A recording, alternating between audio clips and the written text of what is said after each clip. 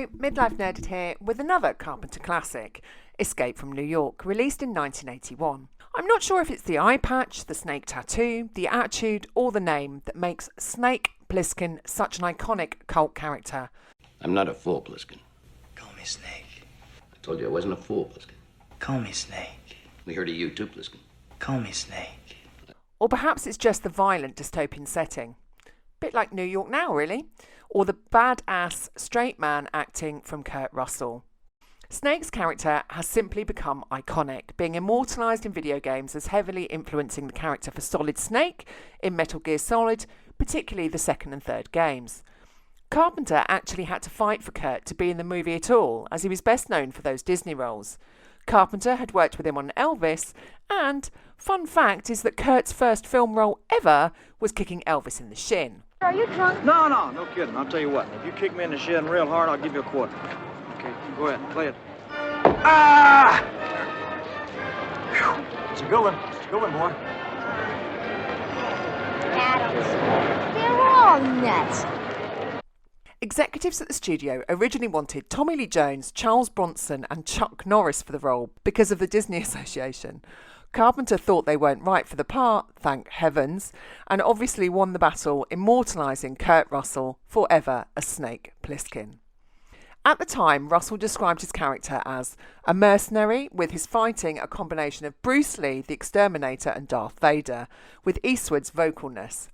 All that mattered to Snake, according to the actor, is the next 60 seconds. Living for exactly that next minute is all there is. A theme gloriously developed in the movie with the use of a countdown timer for 22 hours. Russell also went full method and used a rigorous diet and exercise program to develop a lean and muscular build. He endeavoured to stay in character between takes and throughout the shooting, as he welcomed the opportunity to get away from those Disney comedies he had done previously. He did find it necessary to remove the eye patch between takes, as wearing it constantly seriously affected his depth perception. The eye patch used in the action scenes actually had a slit in it so he could still see. Carpenter originally wrote the script in the mid-1970s, and it would be 6 more years before the film was actually made. After the success of Halloween in 1978, there's a link to my review in the description, he had enough influence to begin production and filmed it mainly in St. Louis, Missouri, not New York, on an estimated tiny budget of $6 million. However, the film was a critical and commercial success on release in 1981, making over $25 million at the box office. As Carpenter has done throughout his career, major collaborations from other movie properties followed. Deborah Hill, who worked on Halloween, and Larry J. Franco served as the producers, and the film was also co-written by Nick Castle, who had portrayed the shape Michael Myers in Halloween. Top nerdy fact is that another Halloween star, Jamie Lee Curtis, actually voices the narrator at the start of the film, as well as the voice in the security headquarters on Manhattan Island. She went under the pseudonym Kathleen Blanchard. Once you know, you just know, as her voice is so recognisable. All bridges and waterways are mine. The United States police force, like an army, is encamped around the island. There are no guards inside the prison, only prisoners and the worlds they have made. I, meanwhile, originally saw this on VHS and TV at numerous points in the 80s and 90s, and it is one of my favourite dystopian Western sci-fi cult classics. Western, I hear you say? Well, let's look at the evidence. First, you have Kurt's portrayal of Snake, who instilled a sense of can-do physicality and sneery indifference into everything he did. The voice is raspy and laconic. Plissken's slow-burning style stems directly from Sergio Leone and Clint Eastwood's legendary Man with No Name. Then we have some of the lines used by various characters throughout the movie, such as "I thought you were dead," used about John Wayne in Big Jake. I thought you were dead. Thought you was dead for sure by now. I thought you was dead, sir. Thought you was dead. Not hardly. I thought you were dead. Heard you were dead. I heard you were dead. Listen, Snake, I swear to God, I thought you were dead. Yeah, you and everybody else. I know who you are, but I heard you were dead. I am. Carpenter was also a huge John Wayne fan. Kurt Russell is supposed to have suggested Snake's eye patch, which Carpenter agreed to and likened to John Wayne's character in True Grit. See where I'm going with this? Carpenter was also a dedicated fan of the Western genre in general. Escape from New York was made for an incredibly small budget of just $6 million, and Carpenter really had to play triple duty, having co-written, co-scored and directed the movie. It also stars the aforementioned Kurt Russell, Lee Van Cleef, Donald Pleasance, Halloween, Ernest Borgnine, Isaac Hayes, Adrienne Barbeau, Carpenter's then wife, and Harry Dean Stanton. The film's storyline is surprisingly set in the near-future world of 1997, so for me, a midlife nerd who watched this at some point in the 80s, that's scarily a whole human adult of 25 years ago. And with 41 years since its cinematic release, this film is also firmly middle-aged. Whilst it's true that a lot of the special effects have dated, exactly like other 80s movie, the film still stands up as a great action movie with hints of social satire and iconic performances. Carpenter's original script was straight action, and it wasn't until he brought in co-writer Castle, who invented the Ernest Borgnine Carrie character and also came up with the film's ending, that we get the dark humour coming in. Whilst the plinky synth score on this movie really has dated, sound is still used to great effect, with the lack of score and, during fight scenes, just gunshots and smackdown sounds being really, really effective. The story revolves around a crime-ridden United States, which has converted Manhattan Island in New York City into the country's sole maximum security prison. Carpenter was really interested in creating two distinct visual styles for the movie. One is the police state, high-tech, lots of neon, a United States dominated by underground computers. Then you have the Manhattan Island prison sequences, which had few lights, mainly torches, a bit like feudal England. The Statue of Liberty sequences were actually shot on the island. But getting the dystopian hellscape right was going to be a challenge, and the majority would not be filmed in New York due to budget and filming constraints. So they sent Barry Bernardi, their location manager and associate producer, on a sort of all-expense-paid trip across the country looking for the worst city in America. They ended up in East St. Louis, Illinois, because it was filled with old buildings that had that seedy run-down quality that the team was looking for. There was an old bridge as well that they could use as the 69th Street Bridge. The filmmaker purchased the old Chain of Rocks Bridge for $1 from the government and then gave it back to them for the same amount once they'd actually finished production. This was so that they wouldn't have any liability. So what's the story about? Being written around the time of Vietnam with Carter and then the Watergate scandal with Nixon influenced the anti-establishment government storyline, and we open after Jamie's intro of a 400% increase in crime and the fact that Manhattan is now a high-security prison. Air Force One is then hijacked by anti-government insurgents who deliberately crash it into the walled prison borough. This borough is pretty well defended with a 50-foot wall, bridges that are mined, rivers patrolled by helicopters, and all of the prisoners unlucky to be alive are sentenced to life terms in this Manhattan hellscape. Unable to regain control, Secret Service agents attach a tracking device to the president's arm and handcuff him to a briefcase of sensitive documents before putting him in the plane's escape pod. The aircraft crashes while the pod is ejected. The guerrilla fighter actually doing the hijacking is of the National Liberation Front of America, which was named in reference to the Viet Cong. Police are then dispatched to rescue the president. Romero, the right-hand man of the Duke of New York, a crime boss, shows them a severed finger, nice, with the president's signet ring and warns that he will be killed if any further rescue attempts are made. Meanwhile, former Special Forces soldier Snake is about to be sent into Manhattan after being convicted of robbing the Federal Reserve. I love the use of the now common read the file scene setting for Snake's background used here. S.D. Plissken. American, Lieutenant, Special Forces Unit Black Light. 2 Purple Hearts, Leningrad and Siberia. Youngest man to be decorated by the President. He robbed the Federal Reserve Depository. Life sentence, New York Maximum Security Penitentiary. Police Commissioner Bob Hawke, Lee Van Cleef, offers a deal to Snake. If he rescues the president in time for the summit, Hawke will arrange a full presidential pardon. I'm not a fool, Plissken. Call me Snake. I told you I wasn't a fool, Plissken. Call me Snake. We heard of you too, Plissken. Call me Snake. That's not funny, Plissken. Call me Snake. We'd make one hell of a team, Snake. The name's Plissken.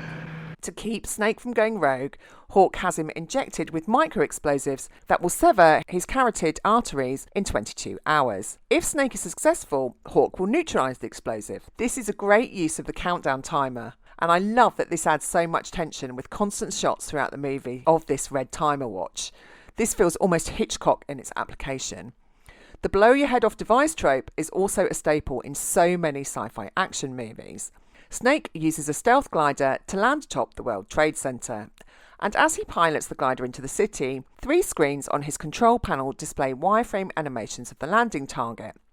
High-tech computer graphics were very expensive at the time, so the effects crew filmed the miniature model set of New York City they used for other scenes under a blacklight. They placed reflective tape along every edge of the model buildings. On filming, only the tape is visible and appears to be a 3-dimensional wireframe animation, which I think is quite a nifty way to save some cash.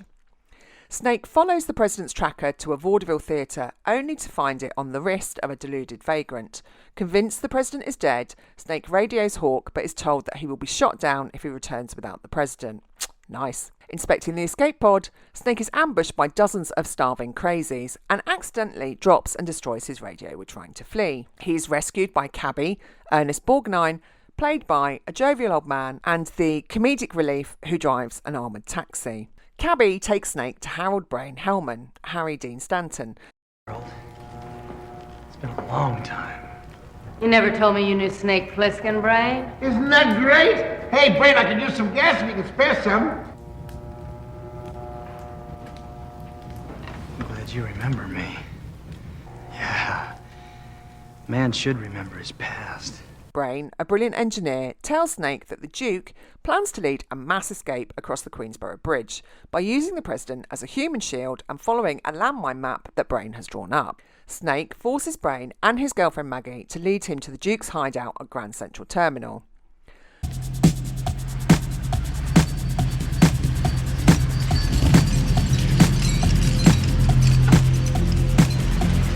Snake finds the president but gets shot in the leg, with a crossbow bolt and is overpowered by the Duke's men. Whilst Snake is forced to fight in a death match against Duke's champion Slag, who was a real-world hardman and pro wrestler Ox Baker.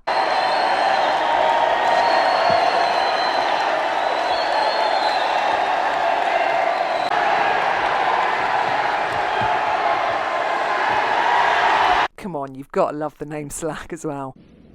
What did I teach you? You are Duke of New York. You're A number 1. I can't hear you.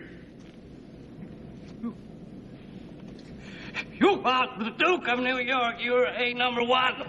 Brain and Maggie then kill Romero and flee with the clearly traumatised president, having been at Duke's mercy and wearing, not quite sure why, a blonde wig. Snake then kills Slag and finds Brain, Maggie and the president at the top of the World Trade Center trying to escape in the glider. The inmates drop it off the roof though. So the group returns to street level and encounters Cabby, who offers to take them across the bridge. Cabby reveals that he bartered with Romero for the contents of the briefcase, which is a cassette tape which contains information about nuclear fusion. This is intended to be an international peace offering. The president demands the tape, but Snake is having none of it. The Duke then pursues them onto the bridge in his customised Cadillac. It was a directorial choice in the movie to use classic rather than modern cars, and this sets off mines as he tries to catch up.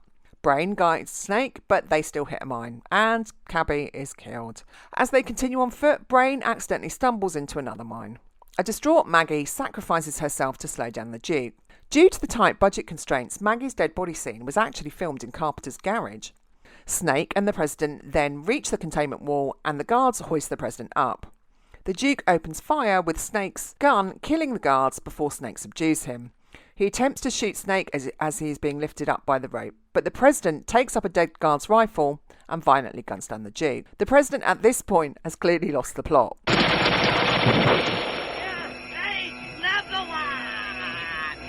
the Duke! You're the Duke! You're the Duke! Number 1. He then hoists Snake back to safety. Hawk's doctor saves Snake's life with just seconds to spare, finishing off the timer device. As the president prepares for a televised speech, he thanks Snake and tells him that he can have anything he wants. Snake then asks how he feels about the people who died, saving his life. The president offers lip service for their sacrifice, and Snake walks away in disgust. An impressed Hawk... I've got another deal for you. I want you to think it over while you're resting. I want to give you a job. We'd make one hell of a team, Snake.